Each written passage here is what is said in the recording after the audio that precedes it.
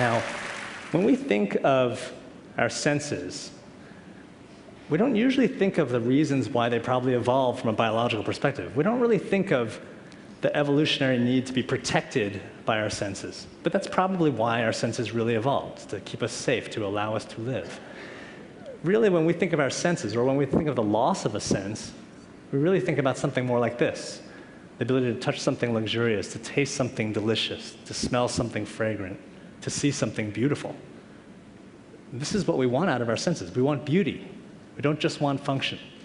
And when it comes to sensory restoration, we're still very far away from being able to provide beauty. And that's what I'd like to talk to you a little bit about today.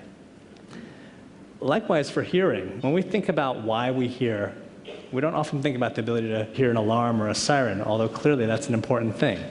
Really, what we want to hear is music.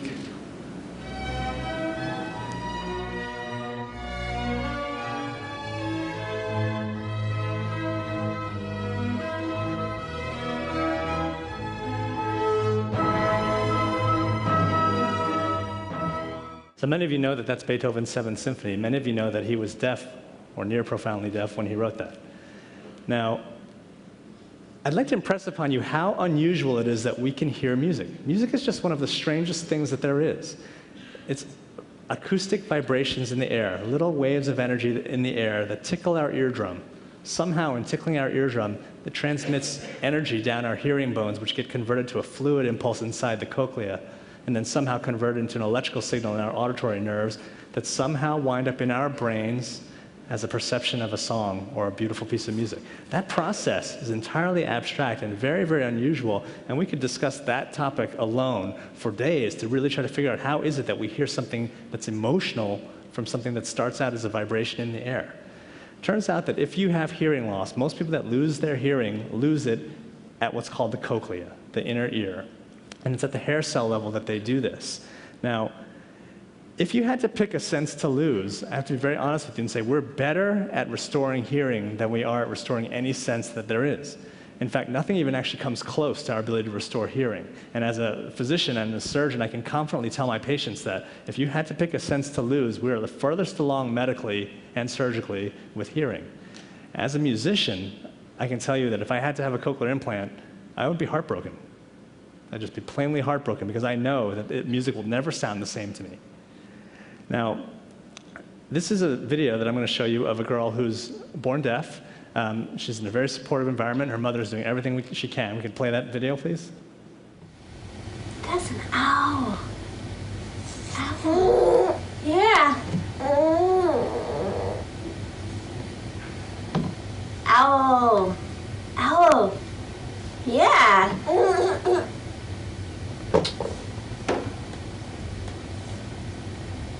Baby. Baby. You want it?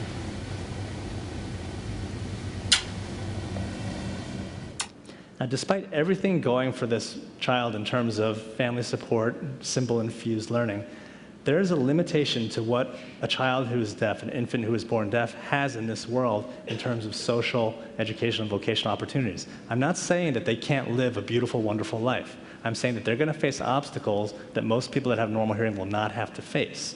Now, hearing loss and the treatment for hearing loss has really evolved in the past 200 years. I mean, literally, they used to do things like stick ear-shaped objects onto your ears and stick funnels in, and that was the best you could do for your hearing loss. Back then, you couldn't even look at the eardrum, and so it's not too surprising that there were no good treatments for hearing loss. And now today we have the modern multi-channel cochlear implant, which is an outpatient procedure. It's surgically placed inside the inner ear. It takes about 1.5 hours to 2 hours, depending on where it's done, under general anesthesia. And in the end, you achieve something like this, where an electrode array is inserted inside the cochlea. Now, actually, this is quite crude in comparison to our regular inner ear. But here is that same girl who was implanted now. This is her 10 years later, and this is a video that was taken by my surgical mentor, Dr. John Naparko, who implanted her. If we could play this video, please. So you've written 2 books. I've written 2 books. Was the other one a book or like a journal entry? No, the other one was a book. Oh, okay. But, yeah. Well, this book has 7 chapters, and the last chapter is entitled "The Good Things About Being Deaf." Do you remember writing that chapter? Yes, I do. I remember writing every chapter. Yeah. Well, sometimes my sister can be kind of annoying, and so it comes in handy to not be annoyed by her. I see. And who is that? Collie, Oh, okay. Her sister. Her sister. my sister. And how can you avoid being annoyed by her? I just take off my CI and I don't hear anything. So it comes in handy. So you don't want to hear everything that's out there. No. And so she's phenomenal. And there's no way that you can't look at that as an overwhelming success. It is. It's a huge success story in modern medicine. However, despite this incredible facility that some cochlear implant users display with language, you turn on the radio and all of a sudden they can't hear music, almost at all. In fact, most implant users really struggle and dislike music because it sounds so bad. And so when it comes to this idea of restoring beauty to somebody's life, we have a long way to go when it comes to audition. Now, there are a lot of reasons for that. I mentioned earlier the fact that music is a different capacity because it's abstract. Language is very different. Language is very precise. In fact, the whole reason we use it is because it has semantic specificity. When you say a word, what you care is that that word was perceived correctly. You don't care that the word sounded pretty when it was spoken. Music is entirely different. When you hear music, if it doesn't sound good, what's the point? There's really very little point in listening to music when it doesn't sound good to you. The acoustics of music are much harder than those of language. And you can see on this figure that the frequency range and the decibel range, the dynamic range of music is far more heterogeneous. So if we had to design a perfect cochlear implant, what we would try to do is target it to be able to allow music transmission. Because I always view music as the pinnacle of hearing. If you can hear music, you should be able to hear anything. Now, the problems begin first with pitch perception. I mean, most of us know that pitch is a fundamental building block of music. And without the ability to perceive pitch, well, music and melody is a very difficult thing to do. Forget about harmony and things like that. Now, this is a MIDI arrangement of Rachmaninoff's Prelude. Now, if we could just play this.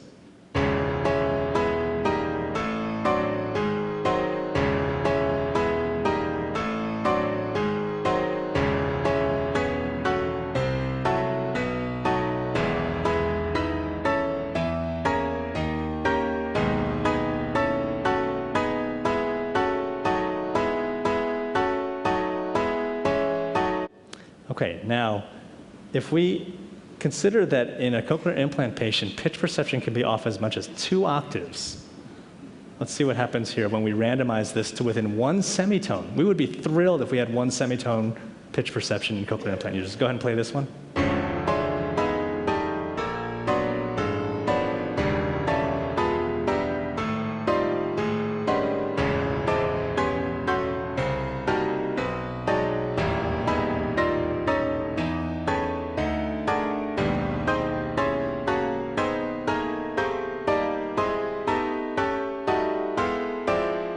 Now, my goal in showing you that is to show you that music is not robust to degradation. You distort it a little bit, especially in terms of pitch, and you've changed it.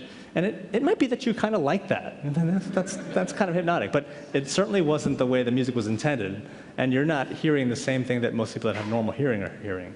Now, the other issue comes with not just the ability to tell pitches apart, but the ability to tell sounds apart. Most cochlear implant users cannot tell the difference between an instrument. If we could play these 2 sound clips in succession. It's a trumpet. And the second one? That's a violin. These have similar waveforms. They're both sustained instruments. Cochlear implant users cannot tell the difference between these instruments. The sound quality, or the sound of the sound, is how I like to describe timbre, tone color. They cannot tell these things whatsoever. This implant is not transmitting the quality of music that usually provides things like warmth. Now, if you look at the brain of an individual that has a cochlear implant and you have them listen to speech, have them listen to rhythm, and have them listen to melody, what you find is that the auditory cortex is the most active during speech. You would think that because these implants are optimized for speech. They were designed for speech. But actually, if you look at melody, what you find is that there's very little cortical activity in implant users compared to normal hearing controls. So for whatever reason, this implant is not successfully stimulating auditory cortices during melody perception. Now, the next question is, well, how does it really sound? Okay? Now, we've been doing some studies to really get a sense of what sound quality is like for these implant users. I'm going to play you 2 clips of Usher, one which is normal and one which has almost no high frequencies, almost no low frequencies, and not even that many mid frequencies. Go ahead and play that.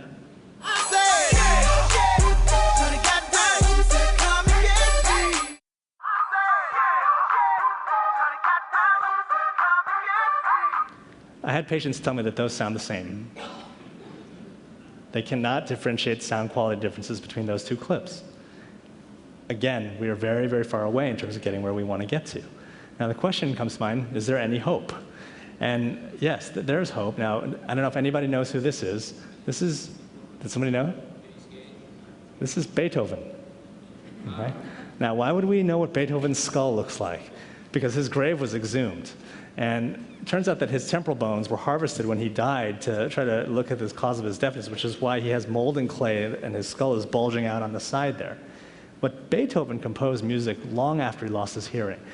What that suggests is that even in the case of hearing loss, the capacity for music remains. Okay? The brains remain hardwired for music.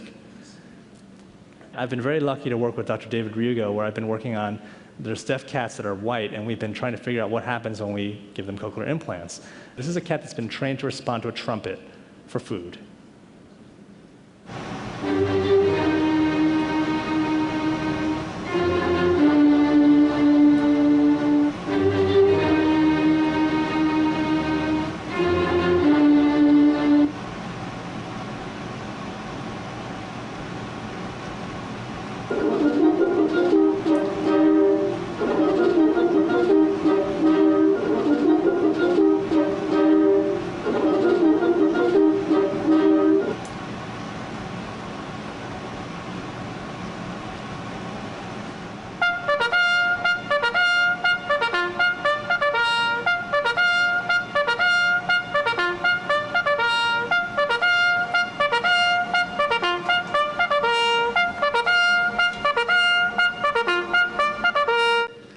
Now, I'm not suggesting that the cat is hearing that trumpet the way we're hearing it. I'm suggesting that with training, you can imbue a musical sound with significance, even in a cat. If we were to direct efforts towards training cochlear implant users to hear music, because right now there's virtually no effort put towards that, no rehabilitative strategies, very little in the way of technological advances to actually improve music, we would come a long way. Now, I want to show you one last video, and this is of a student of mine, named Joseph, who I had the good fortune to work with for 3 years in my lab. He's deaf, and he learned to play the piano after he received a cochlear implant. And here's a video of Joseph.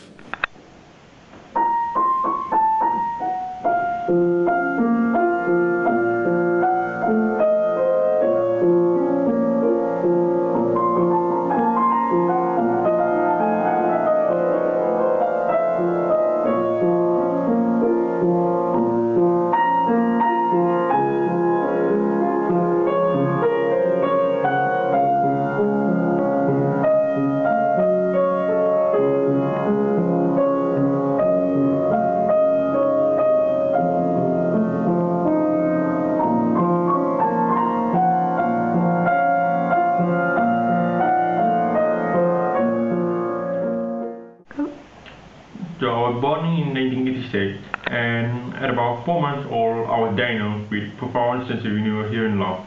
Not long after, I was fitted with hearing aids. But although these hearing aids were the most powerful hearing aids on the market at the time, they weren't very helpful. As a result, I had to rely on lip reading a lot, and I couldn't really hear what people were saying. When I was 12 years old, I was one of the first few people in Singapore to undergo cochlear implantation. And not long after I got my cochlear implant, I started learning how to play the piano, and it was absolutely wonderful. Since then, I've never looked back. Joseph is phenomenal. He's brilliant. He is now a medical student at Yale University, and he's contemplating a surgical career, one of the first deaf individuals to consider a career in surgery. There are almost no deaf surgeons anywhere.